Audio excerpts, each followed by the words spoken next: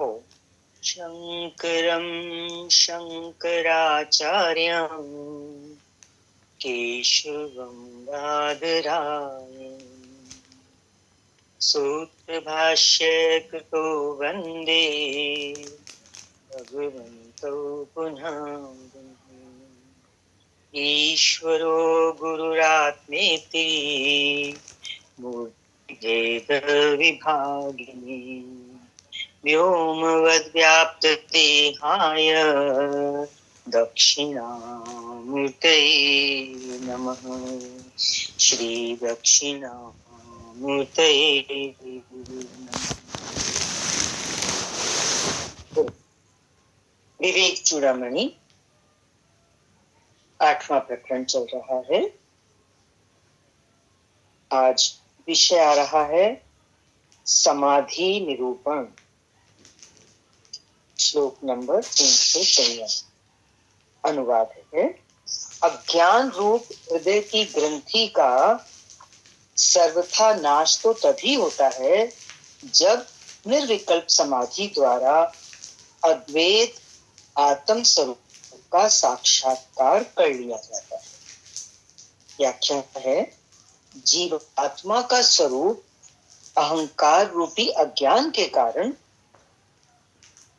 जीवात्मा का स्वरूप अज्ञान रूपी अहंकार रूपी अज्ञान के कारण है, जिससे जीव स्वयं को ब्रह्म से भिन्न समझने लगता है। पकड़ में आ रहा है? अहंकार एक अहंकारी अज्ञान जिससे हम ब्रह्म से अपने आप को अलग समझ रहे हैं। ये ग्रंथि है, एक गांठ है, उलझन है।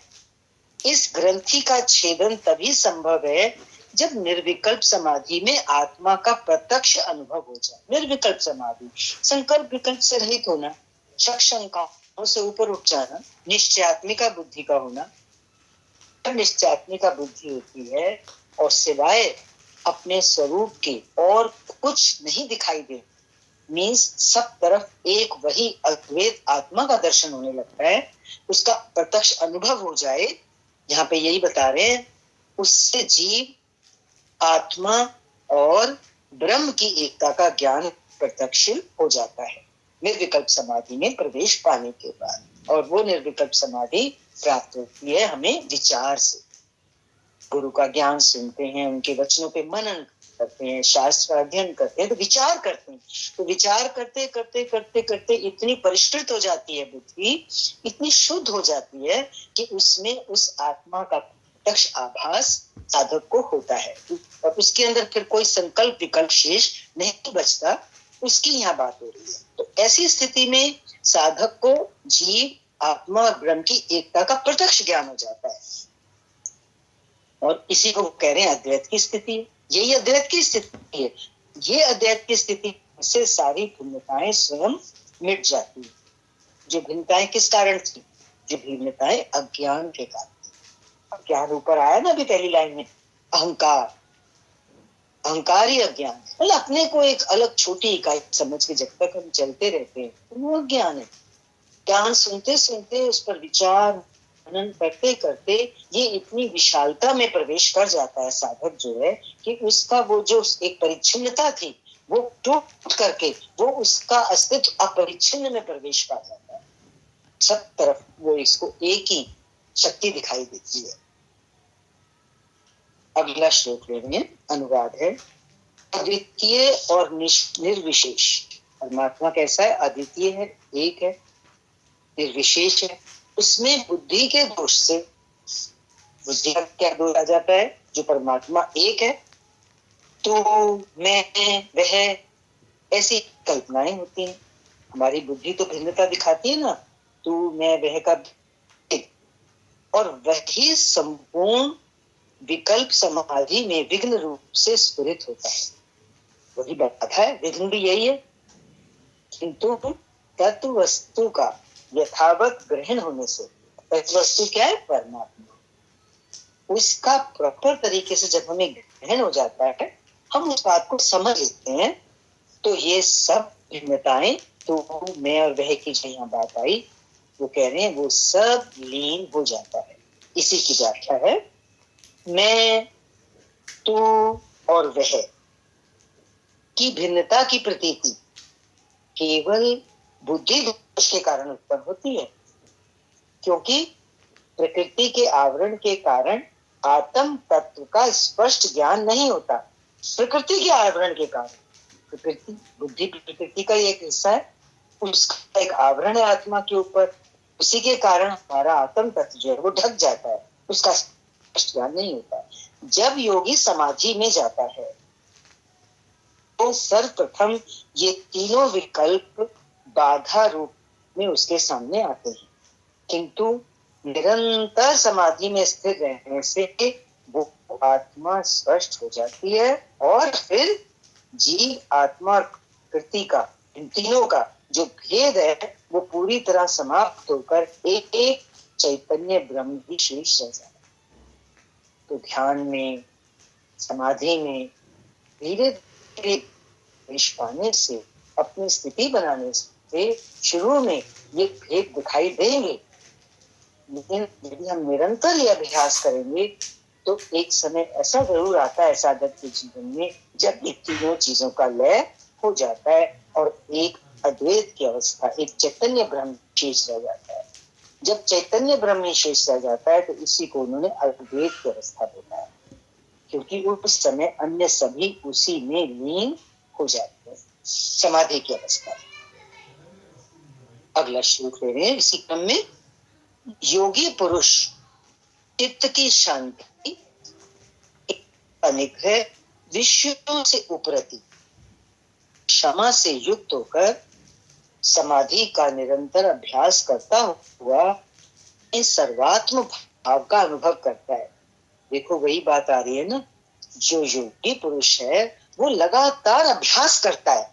ऐसा नहीं है कि एकदम कोई प्राप्त हो जाएगी, अभ्यास करते करते करते सर्वात्म भाव की प्राप्ति होती है, उसका अनुभव होता है। सर्वात्म भाव का भी क्या होगा, अनुभव होगा, कोई बाहर से चीज नहीं आएगी। लेकिन तब जब योगी पुरुष चित्त की शांति के लिए, इंद्रियों के निग्रह के लिए और विषयों से उपरति मीन्स परम उपराम होना। एक तो होता है ना वैराग्य, कि हमें दोष दृष्टि से वैराग्य हो जाता है किसी चीज से, लेकिन उपरति उससे भी ऊपर की स्थिति है। उसके लिए अगर कहेंगे तो हम परम वैराग्य कह सकते हैं, जहां फिर कोई गुंजाइश नहीं बचती वापस आने की। ये ऐसा वैराग्य है, उपरति शब्द से जो हमें समझना है। तो योगी का जो पुरुषार्थ है वो कैसा है, विषयों से उपरति वाला पुरुषार्थ है। और किसी व्यक्ति के अंदर, साधक के अंदर क्या होगा, क्षमा भाव। देखो क्षमा का मतलब ये होता है हम सबको स्वीकार करके चलते, सबको के चलते हैं उन दोषों के सहित। नहीं तो जब तक हम बुद्धि से चलेंगे तो क्या होगा, किसी के गुण किसी के दोष देखेंगे। लेकिन योगी पुरुष क्षमा से युक्त होकर समाधि का निरंतर अभ्यास करता हुआ अपने सर्वात्म भाव का अनुभव करता है और उसके द्वारा अविद्या रूप अंधकार से उत्पन्न हुए समस्त विकल्पों का भली भांति ध्वंस करके जितने भी विकल्प, शक, शंकाएं, प्रश्न अविद्या के कारण उत्पन्न होती हैं वो सब समाप्त हो जाती हैं इस प्रकार के अभ्यास करने से और सर्वात्म भाव का अनुभव होने से। जब वो सब विकल्प ध्वंस हो जाते हैं तो निष्क्रिय और निर्विकल्प होकर योगी की स्थिति कैसी हो जाती है, निर्विकल्प स्थिति हो जाती है। मीन्स अब वो संकल्पों विकल्पों से ऊपर उठ चुका है और उसकी वृत्ति आनंद पूर्वक ब्रह्माकार हो जाती है। अच्छा जीवन है, लेकिन देखो बहुत स्लो रास्ता है, क्योंकि ये सूक्ष्म है चीजें। जब जैसे जैसे हमारा शौक बढ़ता है तो हम अपने को निरीक्षण करते हैं, हम का गलत है, हमारी कहाँ कमी है, तो उससे क्या होता है, क्षमा भाव बढ़ता है। और जितनी जितनी हम अपने निरीक्षण करेंगे तो विषयों से वैराग्य अगर हो चुका होगा तो जितना विचार में जाएंगे तो विषयों से उपरति भी हो जाएगी। इंद्रियों का निग्रह तो फिर स्वाभाविक ही है और परिणाम स्वरूप चित्त की शांति की उपलब्धि होती है और जीवन फिर आनंद से भरपूर होता है। आनंद पूर्वक ब्रह्माकार वृत्ति से ऐसा योगी रहता है। इसी को ले रहे हैं व्याख्या के माध्यम से। आत्मा तो एक ही है जो सभी में समान रूप से व्याप्त है। प्रत्येक मनुष्य में भिन्न भिन्न आत्माएं नहीं है, था आत्मा ही ब्रह्म है। इसकी अनुभूति योगी को समाधि अवस्था में होती है। ऐसे तो आत्मा लगती है हमारी एक सीमित आत्मा, सामने वाले की एक आत्मा, लेकिन जब योग समाधि में जाता है उसको एक अलौकिक अनुभव होता है, तो वहां वो क्या देखता है? वहां वो अपने उस आत्म स्वरूप की विशालता में प्रवेश करता है। उसको एक ही नजर आता है दूर दूर तक, और फिर उस समाधि का अभ्यास इतना प्रगाढ़ होता चला जाता है कि एक क्षण ऐसा आता है जब उससे और कुछ नहीं, सिर्फ वो एक अद्वितीय तत्व का ही अनुभव है, जो वो स्वयं है। वो जो तत्व है वो उससे भिन्न कोई चीज नहीं है। और इतनी गहराई में प्रवेश जब वो करता है तो कुछ पल के लिए जैसे मानो अपने शरीर का भी एहसास उसको नहीं होता, ऊपर उठ जाता है। यही वो बोल रहे हैं कि आत्मा ही ब्रह्म है। इसकी अनुभूति योगी को समाधि अवस्था में होती है, वो परम शांत अवस्था। और फिर वो कह रहे हैं इसी चीज का निरंतर निरंतर अभ्यास करते रहने से ही ये भावना फिर चलते फिरते जागते उठते बैठते भी दृढ़ रहती है। कौन सी भावना? कि मैं आत्मा जो हूं वो एक अद्वितीय तत्व है। ये एक परिच्छिन्न शरीर की जो आत्मा है ये दूसरे आत्मा से अलग नहीं है। जिधर भी हम जो कुछ भी हम देख रहे हैं वो आत्मा में तो अध्यस्त है। आत्मा मीन्स परमात्मा, परमात्मा अधिष्ठान है। पूरी प्रकृति पूरा ब्रह्म उसमें अधिष्ठित है। ऐसी भावना योगी की दृढ़ हो जाती है, दृढ़ हो जाती है। अन्यथा बुद्धि फिर उसमें भिन्नता देखने लगती है। अगर भावना दृढ़ नहीं होगी तो बुद्धि का क्या काम है? भिन्न भिन्न देखना। इसलिए योगी को निरंतर अभ्यास करते रहना बहुत ही आवश्यक है। हाँ, ये आ रहा है निरंतर अभ्यास से ही यह अविद्या, कौन सी अविद्या? भिन्नता, ये अविद्या दूर होती है जिससे समस्त विकल्प नष्ट हो जाते हैं और योगी निर्विकल्प होकर ब्रह्म भाव में ही लीन होकर ब्रह्म स्वरूप ही हो जाता है। बड़े बड़े महापुरुषों की यही स्थिति होती है। अब हम लोगों का क्या है? हम लोगों का वो अनुभव तो नहीं है, लेकिन महापुरुषों की संगत का ये लाभ होता है, उनके दर्शन का प्रकट में उनके साथ संगत का ये प्रभाव पड़ता है एक साधक के ऊपर कि उसको एक आभास होता है कि ब्रह्म भाव में लीन होकर जो ब्रह्म स्वरूपता है वो कैसी होती है। एक झलक मिलती है महापुरुषों के दर्शनों से। इस हैं कि महान आत्माओं के नजदीक जाना चाहिए, उनके दर्शन करो, उनके पास 5 मिनट भी बैठने को, 2 मिनट भी मिले तो बैठो।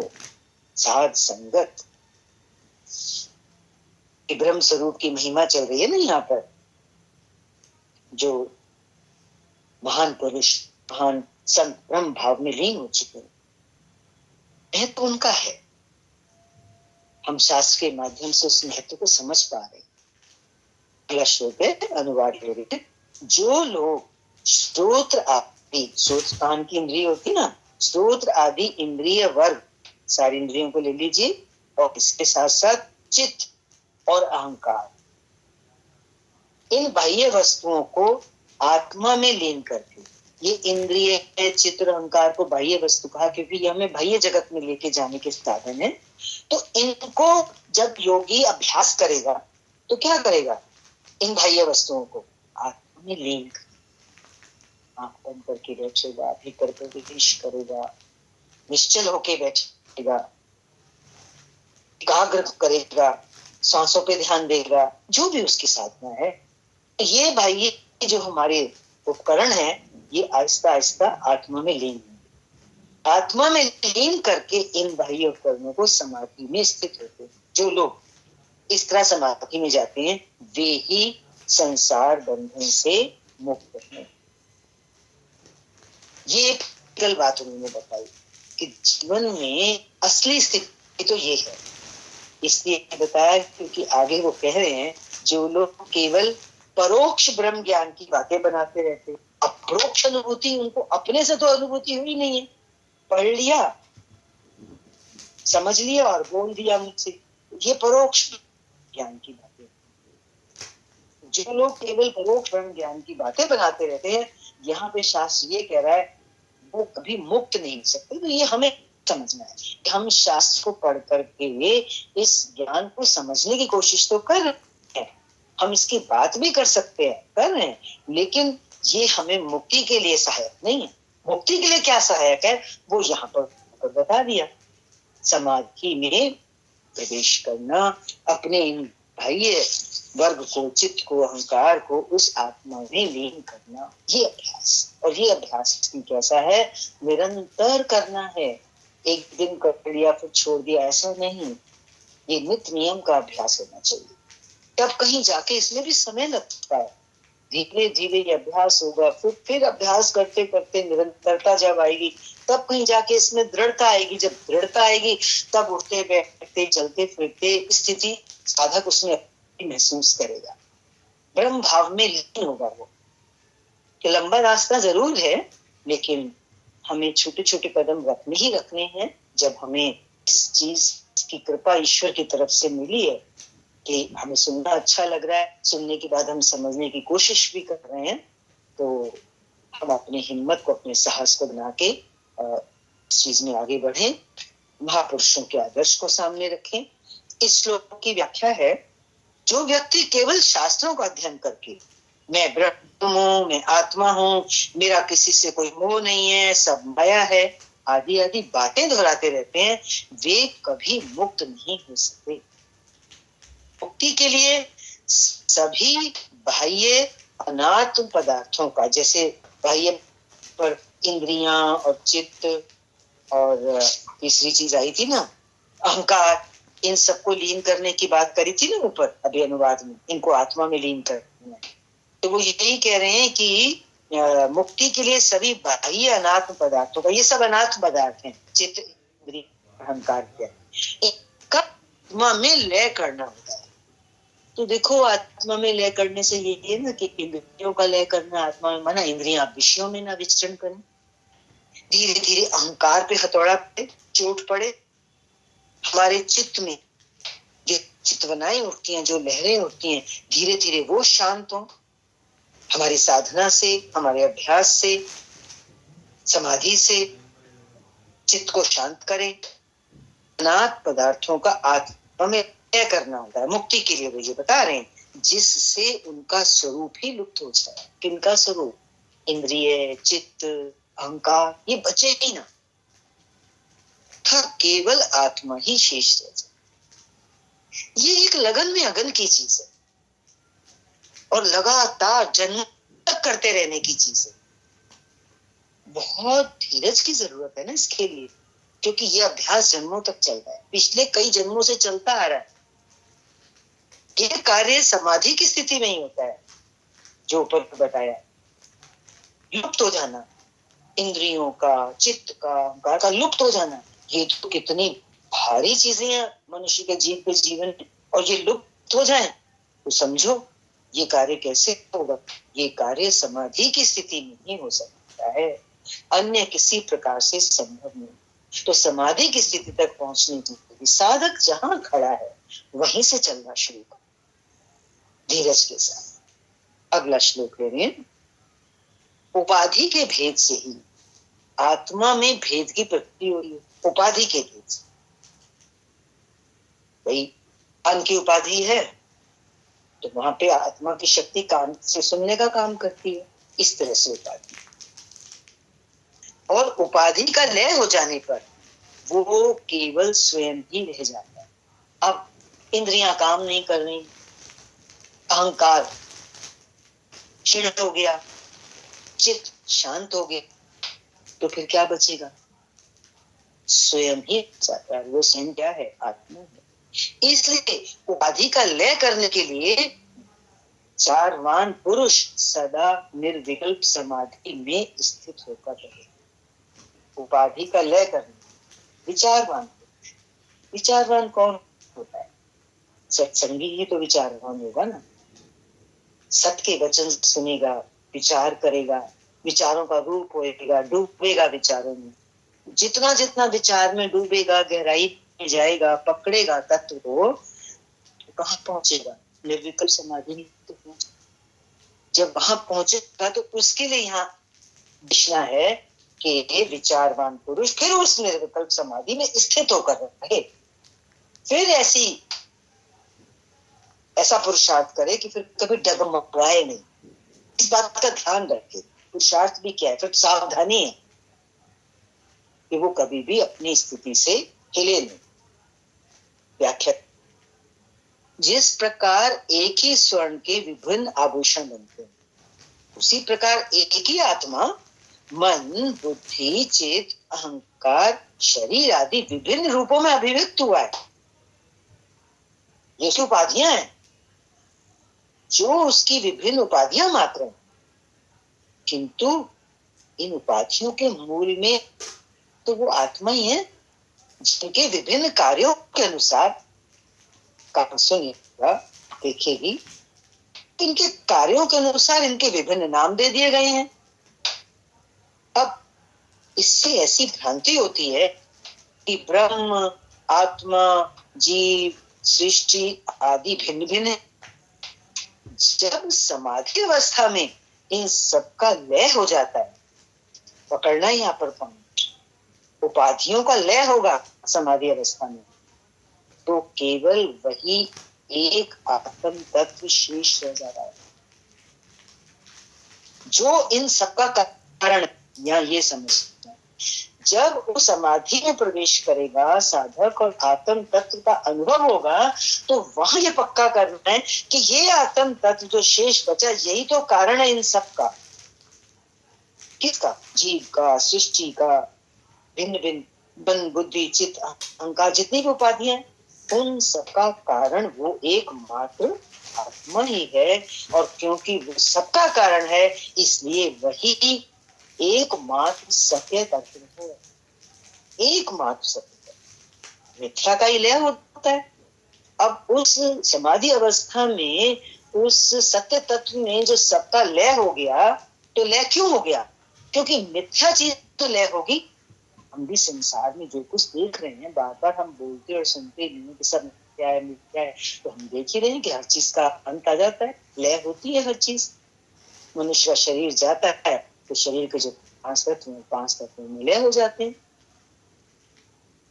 मिथ्या की तो लय होगा ना। तो समाधि अवस्था में जब ऐसी स्थिति आती है कि अपने आत्म तत्व का अनुभव होता है, तो वहां यही पक्का हो गया ना कि जितनी भी उपाधियां थी वो कहाँ लय हो गई? वो सत्य तत्व में लय हो गई। सत्य का किसी में लय नहीं होता। लास्ट में क्या बचा?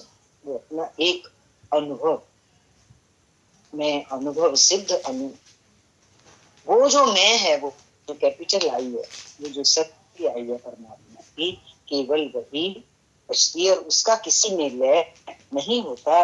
इसलिए ज्ञान की साधना करने वाले व्यक्ति को इसके लय के लिए सदा ही निर्विकल्प समाधि में स्थित रहना चाहिए। अगला श्लोक देखिए, अनुवाद है, एकाग्र चित्त से निरंतर सत्स्वरूप ब्रह्म में स्थित रहने से मनुष्य ब्रह्म स्वरूप ही हो जाता है। अब ये आगे की साधना है कि चलते चलते चलते चलते जब समझ में आने लगती है बात, है ना, कि जीव क्या, आत्मा क्या, ब्रह्म क्या, तो फिर चित्त को एकाग्र करके साधक ऐसी कोशिश करे कि निरंतरता आए उसकी स्थिति में, ब्रह्म में स्थित रहने से। ब्रह्म में स्थित रहना माना, जैसे समाधि अवस्था में तो जितनी देर समाधि में रहा तो उतनी देर उस चीज का अनुभव हुआ। समाधि से बाहर आने की बात है ये, कि फिर इतना पुरुषार्थ जरूर जारी रहना चाहिए कि चित्त को एकाग्र करके समाधि अवस्था में जो अनुभव हुआ उसमें निरंतर हमारी स्थिति रहे, स्थित रहे। तो ऐसा करने से क्या होगा? मनुष्य ब्रह्म स्वरूप ही हो जाता है। फिर ब्रह्म में और वो जो मनुष्य रूप में जीव दिखाई दे रहा है, वो भेद समाप्त हो जाता है। तभी तो कहते हैं ना, जीवो ब्रह्म ही बिना परा, ब्रह्म सत्य जगत मिथ्या, जीवो ब्रह्म ही बिना परा। ब्रह्म सत्य है, जगत मिथ्या है और जीव ही ब्रह्म है। ये सारा बता दिया इसमें। पर कब? वो एक स्थिति है, कब एकाग्र चित्त से निरंतर अपने सत्स्वरूप में स्थित रहना। कैसे? एक बहुत सुंदर दृष्टांत से यहाँ पे बताने जा रहे। जैसे भ्रमर का भय पूर्वक ध्यान करते करते कीड़ा भ्रमर स्वरूप ही हो जाता है। ये दृष्टांत बहुत बार चला है सत्संग में। भौरा जो होता है किसी दूसरी जाति के कीड़े को पकड़ के लाता है, उसको वो अपना रूप बनाना चाहता है। तो क्या करता है? दीवार में गड्ढा करता है और उस कीड़े को डंक मारता है। तो जब डंक मारता है तो वो कीड़ा भ्रमर को देखता है कि इसने मुझे डंक मारा, और फिर वो उस कीड़े को दीवार में रख के दीवार को ऊपर से करके बंद कर देता है, और बाहर बैठ के वो घूम घूम अपनी आवाज करता रहता है। अब अंदर बैठ के एक तो उसको पीड़ा हो रही है उसके डंक की, और बाहर उसको ये भी है कि जिसने मुझे डंक मारा था वो बाहर बैठा हुआ। तो उसका निरंतर एकाग्र चित्त से जो चिंतन है वो उस भ्रमर का हो रहा है, उस कीड़े को। तो कुछ समय के बाद जब वो उस, और जैसे ही थोड़े समय के बाद जब उसकी पीड़ा समाप्त होती है ना डंक की, तो वो भ्रमर कहते हैं, ऐसा दृष्टांत में आता है, उसको निकाल के फिर डंक मारता है, फिर उसको बंद कर देता है। कब तक करता है? वो जब तक वो कीड़ा का रूप भ्रमर का नहीं हो जाता। तो कहने का इस दृष्टांत से तात्पर्य है कि लगातार किसी का चिंतन करने से आपके शरीर का भी रूप रंग बदल जाता है, नाक नक्शा बदल जाता है। जैसे ये कीड़ा किसी और जाति का होने के बावजूद भौरा बन जाता है, लगातार भौरे का चिंतन करने से, भय से। चित्त की शक्ति महान है, व्याख्या देख रहे हैं इसकी। चित्त की शक्ति महान है। ये चित्त जिस बात का संकल्प करता है उसी के अनुसार वस्तुओं में परिवर्तन हो जाता है। जैसे इस कीड़े का शरीर में परिवर्तन आ गया क्योंकि वो उसका चिंतन कर रहा था, संकल्प कर रहा था उसका। ये संपूर्ण सृष्टि उसी समष्टि चित्त की कल्पना का परिणाम है।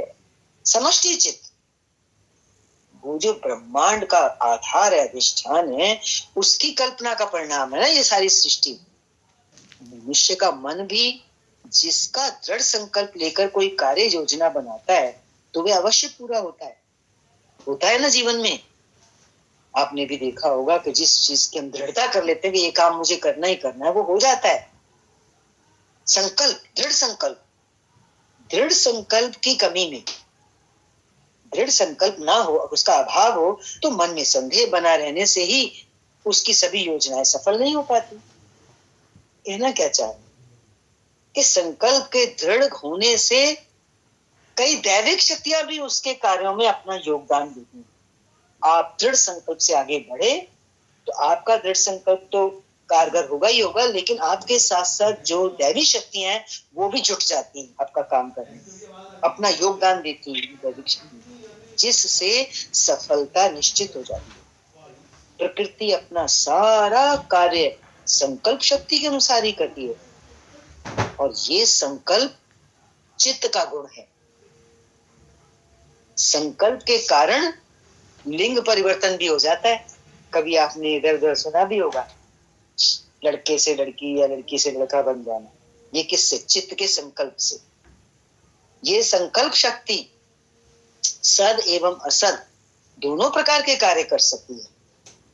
इसी संकल्प शक्ति से कई अद्भुत कार्य भी होते देखे गए हैं। तो परिवर्तन लाया जा सकता है, इस उदाहरण दिए जा सकते हैं। मनुष्य का जीवन स्वयं की संकल्प शक्ति से ही उच्च एवं हीन बनता है। देखो, मनुष्य जैसा अपने जीवन के बारे में सोचता है वो वैसा बन जाता है।